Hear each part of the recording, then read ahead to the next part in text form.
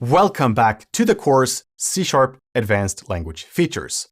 I'm Philip Ekberg, and now we'll talk about indexers, which let you use a type as an array.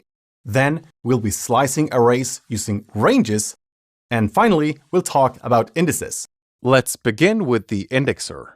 If you've worked with arrays, you've most certainly used an index to access an element in that array. This is known as an indexer. C# allows any object to introduce an indexer. This is useful if you create a type that represents a collection of items where you want to avoid exposing the underlying data structure. Creating an indexer is simple. You use the property syntax or an expression-bodied member syntax to do so. Let's say that we have a class that represents a collection of orders. Internally, this class has an array of orders, and you don't want to expose that underlying array, but instead let anyone use this class, just like if it was an array itself. The end result we'd like to end up with is to be able to use an instance of the order list to access an item in the array stored in the class. We'll start by introducing a property. This will return an order. Then, to indicate that this is an indexer, you use the keyword this. Next, you specify the type of index that is used to access one of these orders. Since the data structure is an array, you can say that the index passed to this indexer is of type int. Then we can use an expression-bodied member to fetch the correct item from the array and return that. This introduced a read-only indexer.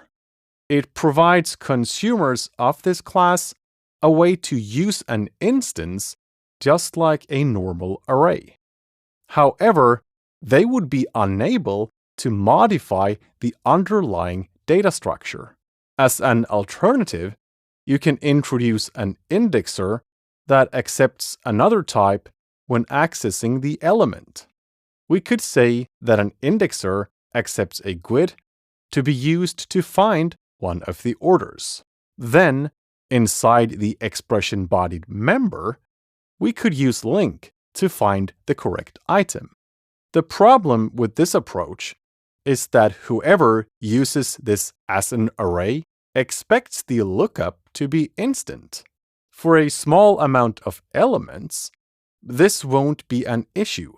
But imagine if the underlying data structure is huge and the search is a bit more complex.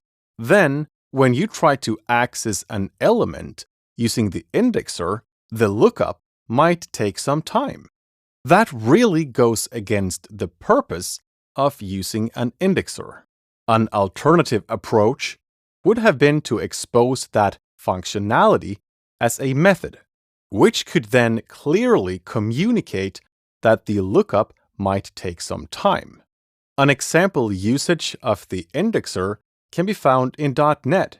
If we look at the dictionary, this uses an indexer that takes the generic T-key as an indexer and finds the value in the dictionary based on that. This is a great example of how the indexer can be used. If you build complex types that could be accessed in an array-like manner, introducing an indexer is simple. Next, we are going to look at how we can slice arrays by using the range syntax.